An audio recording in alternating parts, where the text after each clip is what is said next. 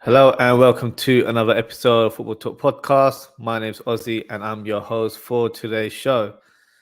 Now, there was probably one game that was the biggest talking point of match week 10, to say the least. So, no other place but to start with the game between Arsenal and Liverpool. So, obviously, the game concluded Arsenal 3, Liverpool 2. So, now if you watched my match reaction last night, you could tell that I was fuming just a little bit, not too much after the result.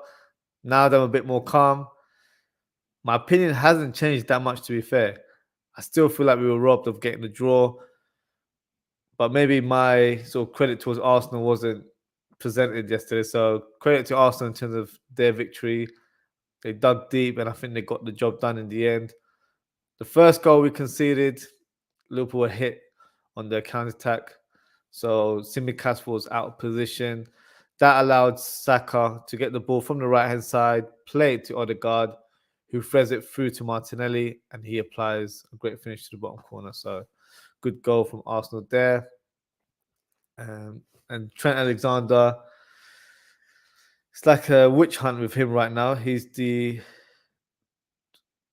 getting abused from not Liverpool fans, other fans, the media. Unfortunately, because of our sort of change of formation and tactics, he's being exposed a little bit more.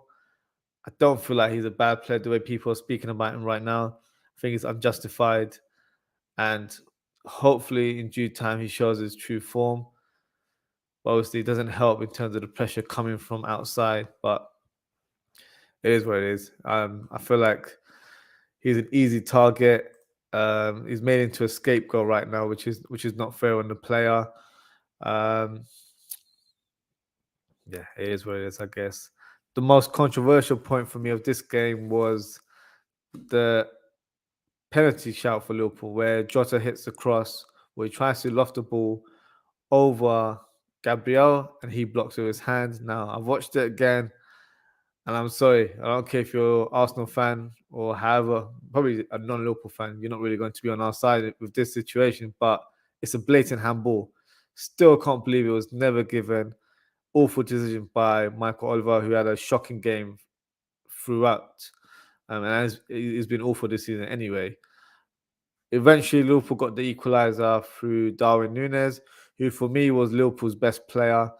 Scored a fantastic goal off Luis Diaz. And speaking of Luis Diaz, breaking news today in regards to his injury. Unfortunately, it's a bad one. He will be out for 6 weeks. So he won't be playing for Liverpool until after the World Cup. So yeah, it's not it's not looking good for Liverpool right now, to say the least. Second half, well, before the second half, Liverpool conceded a second goal just before half time. Another counter-attack by Arsenal, 3 versus 3. Martinelli gets the best out of Henderson, hits the free ball to Saka, and he pretty much scores the tap-in. So, good goal from him. After halftime, Firmino comes to life and scores a fantastic shot with his left foot. What a lovely finish. That's his 10th goal against Arsenal. So, that's one of his favorite teams to play against. I said it was a controversial moment in the first half, and the second half, another one. And obviously, it doesn't favor Liverpool in this situation, where Gabriel Jesus was fouled, or so-called fouled, by Thiago in the box.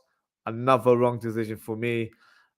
And Arsenal were wrongfully awarded with a penalty, which Saka eventually converts. So, despite the feeling as a Liverpool fan that we were robbed, I don't think Liverpool performed that well, to be fair. First half, I think we were great. We showed a lot of aggression in our play at times. We were quite open and exposed to the counter, which is something we need to work on going forward.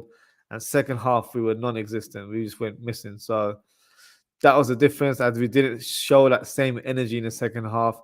Had it been the case, it might have been a different outcome. But Arsenal fans showing a lot of chest right now, saying that our time at the top is finished. Well, we'll see. Your time at the top right now is temporary. So a long way to go. So yeah, we'll see. We'll see what happens at the closer end of the season. Second game, Manchester City versus Southampton. So no surprise with the scoreline, 4-0 to Man City. You may have expected more goals right now from City as they're just unstoppable at the minute. Haaland was close to scoring the opening goal, but unfortunate for him, hits the inside of the post. Eventually, City did get their goal from a great run by Cancelo, turned into a left winger, dribbling past players, making defenders break their ankles as they fall down. Great run from him, and a lovely finish with his left foot, low shot into the bottom corner. Great goal from the Man City left back there. Foden opened his account in the game with a lovely dink shot. Great goal from the youngster. He's been in unbelievable form in the last few games. And for England, you'd hope it continues going into the World Cup. Mahrez gets the third goal with a great executed volley. Nice finish from the Algerian winger there. But the main man, Erling Haaland, eventually gets on the score sheet. Nice cross by Cancelo, and Haaland hits a clinical finish. So a quiet afternoon for Haaland stand. He's only got the one goal. He's used to getting hat tricks, but nevertheless, a great performance from City. They look unstoppable at the moment, and at this stage, I can't see them losing anytime soon. There's already been talks of maybe they're going on an unbeaten run. It's a possibility, but it's one of those seasons because of the World Cup. It's a lot of stop-start going on, so we'll see how the season unfolds. But they look in unbelievable form, frightening form, and unfortunately for my team, we're playing them this weekend. So yeah, not looking forward to that one. The third game, Chelsea versus Wolves. So Chelsea managed to produce a solid win against a Wolves team who's, I believe, still haven't appointed a new manager and are in very low confidence right now. Chelsea had a few shots in the first half, but Jose Sarr managed to make a good few saves there. Eventually, they were able to open the scoreline. Great cross by Mason Mount from the right-hand side towards Havertz, who produced a lofting header over the keeper and into the back of the net. So 1-0 to Chelsea. And then the second goal, great play between Mount and Pulisic on the left-hand side, who goes through on goal and digs it over the keeper. Great goal by the American winger there. Broja, who opens his first goal for Chelsea. It's his first senior goal. Fantastic finish from him, hitting the bottom corner with a right-footed shot. Nice moment for the player who's been at the Chelsea since he was 8 years old. So a nice moment for him and his family there. Overall, a much better performance from Chelsea, who will please the new manager there, Graham Potter. For Wolves, it's not looking good, unfortunately. Chelsea old boy Thiago Costa started the game, got a nice reception from the Chelsea fans as well. Wasn't really effective in this game, in my opinion. I think Wolves will struggle for goals this season.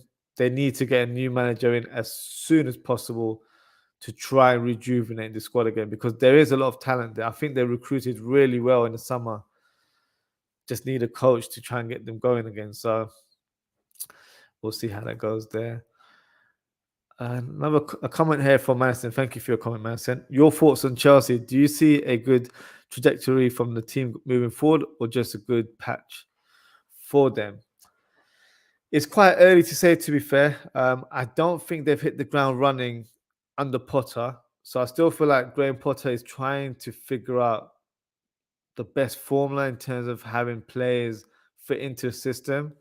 So it's going to take some time. I don't think they'll be playing sort of high-flying football anytime soon.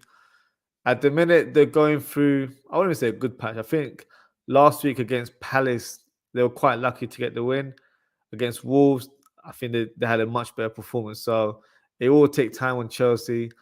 In terms of top four, they will be challenging towards the latter stages of the season. Will they get? I think it's a bit too early to say. There's a lot of teams fighting for that top four. So yeah, moving forward, I think they will be improving. But I'm not sure in terms of how well they'll do. I think they've appointed a great manager in Potter, but he's still untested at this level, so remains to be seen in terms of what he does, to be fair. So thank you for your comment there. Next game, Everton versus Manchester United. So United managed to nick the win here against Everton, but at one point, it didn't seem like the 3 points were coming back to Manchester. Alex Iwobi tried to steal the party or steal the show, producing a fantastic goal. Called it from distance, his first goal of the season. United equalised as Martial hits the through ball to Anthony, and he calmly slots in the back of the net. He looks like he's a good finisher in front of goal. I can see him getting a lot of goals this season. Casemiro almost scored his first goal for the club, but his finish goes wide. For me, he should have scored that one, to be honest. But a special moment for Cristiano Ronaldo, who finishes the game with the win. He scores his 700th club goal, which is an unbelievable achievement. Whether you like him or dislike him, you've got to respect him as a player. That is an unbelievable stat to have. So well done to him, and a good win for Manchester United. That puts them in 5th position in the league. Everton, on the other hand, I think they've improved in recent weeks. They need to dust off and try again in the next fixture, which is against Tottenham away. Richarlison faces his old club, which will be an interesting encounter, to say the least. And the final game that I will be reviewing is Newcastle versus Brentford. So, what a big win for Newcastle. It's their 3rd win of the season, and they did it in great fashion. Guimaraes opens the scoreline with a great diving header. Lovely cross by Trippier.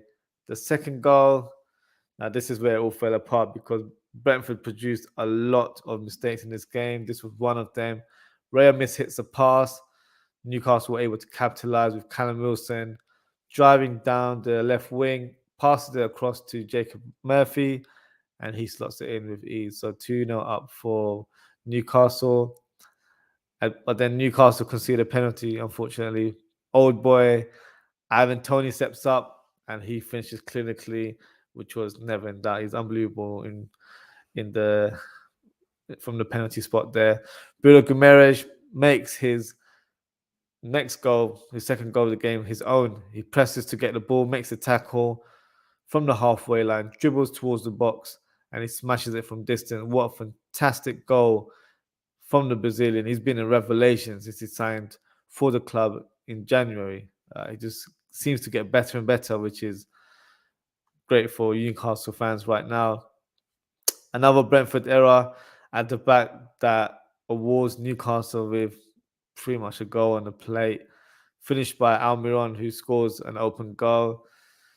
Then it goes from bad to worse. Brentford concede another goal, but this is with an own goal this time. So a bad day in the office for Brentford. 3 of the goals were down to individual mistakes. So that's something they need to rectify in training. But Newcastle made use of these errors and punished them. So credit to them. For me, they're improving as a team. So interesting to see how they develop as the season goes on. But they're looking like in good shape, to say the least. And that's my wrap up for match week 10. Before I conclude, I will announce the FPL Manager of the Week, and that goes to Iqbal Bale, and his team name is Rehan Bake, and he got 82 points. So well done to Iqbal Day. Good sets of points. I think it was a tricky one. There's a lot of managers that I saw in the league had close to between 70 to 80 points. So neck and neck there. You're currently in position 101 right now. I'm in 40th position. I got 72 points. So for me, I've got a lot of work to do to climb up the ladder, pretty much just like my team Liverpool. So yeah, a lot of work to do, to say the least. But that concludes our show for tonight. Thank you for tuning in, guys. Thank you to Madison for your comment.